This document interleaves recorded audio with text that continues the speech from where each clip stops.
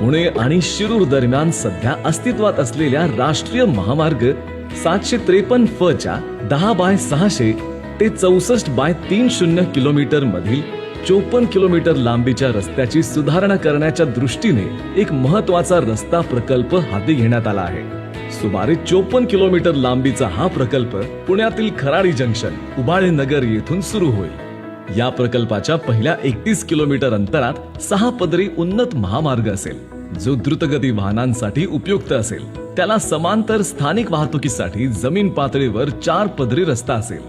पुणे मेट्रोच्या प्रस्तावित प्रकल्पासाठी उन्नत महामार्गाच्या पहिल्या 7 किलोमीटर अंतरात दुसऱ्या स्तरावर मेट्रो कॉरिडॉर बांधण्याची तरतूद देखील करण्यात आली आहे.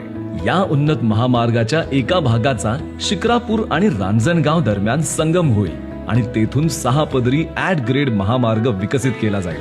रांजणगाव शहरात कोरेगाव आणि रांजणगाव MIDC जवळील महामार्गावर प्रत्येक 2 किलोमीटर लांबीचा उड्डाण पूल आणि ग्रेड सेपरेटर बांधले जातील. या महामार्ग प्रकल्पाची समाप्ती शिरूर बायपासच्या सुरुवातीच्या ठिकाणी होईल.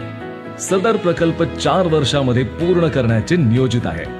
हा संपूर्ण प्रकल्प अंदाजे 54 किलोमीटर लांबीचा असेल आणि तो पूर्णपणे तयार झाल्यानंतर प्रवासाला सध्याचा लागणारा 1.5 ते 2 तासाचा अवधी फक्त 45 ते 50 मिनिटांपर्यंत कमी होईल. यामुळे स्थानिक रहिवाशांना सुविधा मिळण्याबरोबरच व्यापार आणि व्यावसायिक गतिविधींना वेग मिळेल.